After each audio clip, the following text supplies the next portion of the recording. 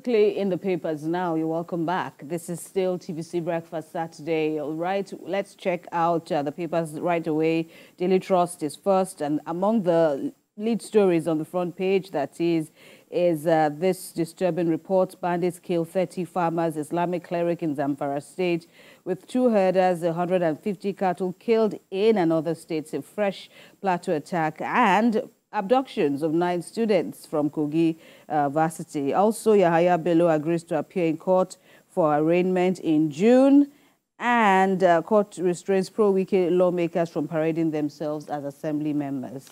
And the big story there on the front page of the Guardian newspaper this morning is military in somber mood as terrorist ambush killed over 50 soldiers, officers in 8 months. That's a big story there on the front page of the Guardian newspaper this morning.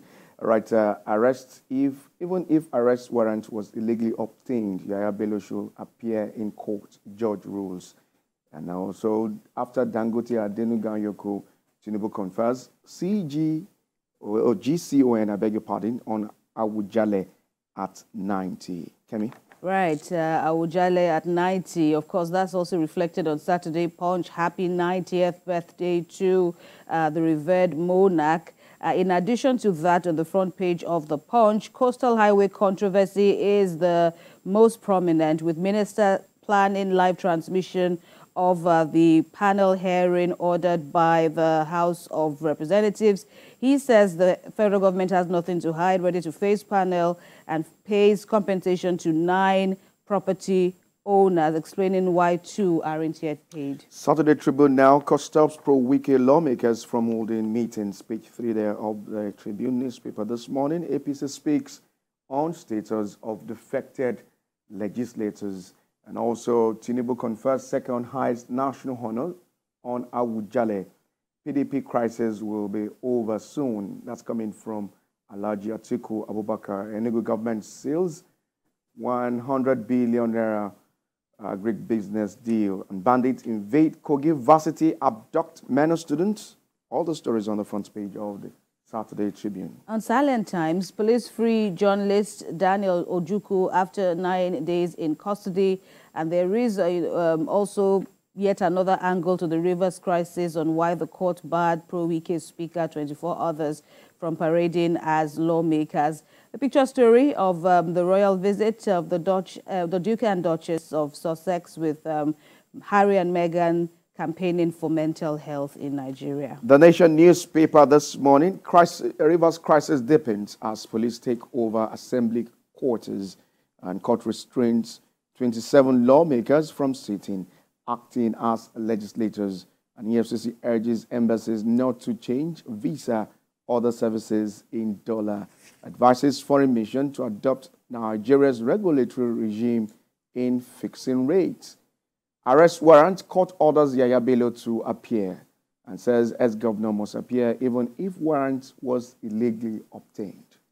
Saturday Times says fresh fireworks: Governor Otitu Ikpeazu return Abia's 10 billion naira now, or he's alleging funds were siphoned via 32 accounts. The bickering continues, the back and forth, that is. In the meantime, General Overseer, aged 45, in trouble for allegedly defiling 3 minors. And the NESD challenges CBN cybersecurity levy timing, warns of economic impact. And Saturday Independent, and the big story there is about the minimum wage as Labour leaders adamant pile on FG as cost of living eclipses salaries. Tinubu economic policies strangulating and suffocating. Analysts, they are talking.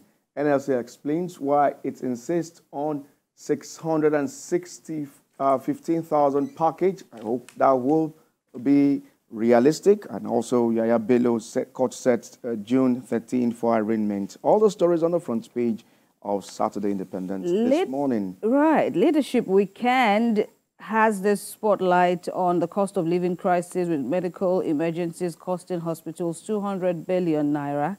Road accident victims top list of patients with unpaid bills. Health professionals petition NAS to trace missing 26 billion naira emergency funds. Retiring teachers NUT Subeb disagree over stoppage of salaries. And on the quoted on the so-called return of petrol subsidy. NNPCL, IMF disagree over 8.43 trillion naira loss. On Saturday Telegraph, the big story there is Nigeria's neighbors reject naira, opt for CFA and dollars. Too much naira chasing CFAs, so operators take advantage. All the stories there on the front page. Let's quickly look at this. 31 killed in Zamfara as 9 varsity students kidnapped in Kogi State. Finally, with Ms. Blueprints, Nigerians cry out over multi-choices, sustained tariff hikes. And, well, they are quoted as saying, these customers, as, we deserve fair pricing, they're saying. Strange ailment kills 4 in Zamfara. Government detects 177 cases.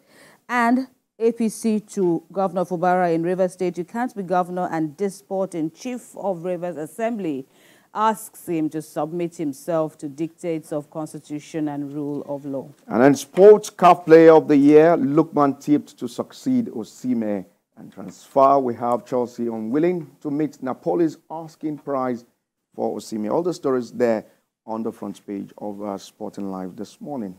All right, and there you have it. There's even much more, interesting stories in the papers beyond the ones that we could only take due to time constraints. So please, we urge that you give yourself to some information as you strive to let loose and have some fun this weekend. Check up on all the stories you may have missed during the course of the week.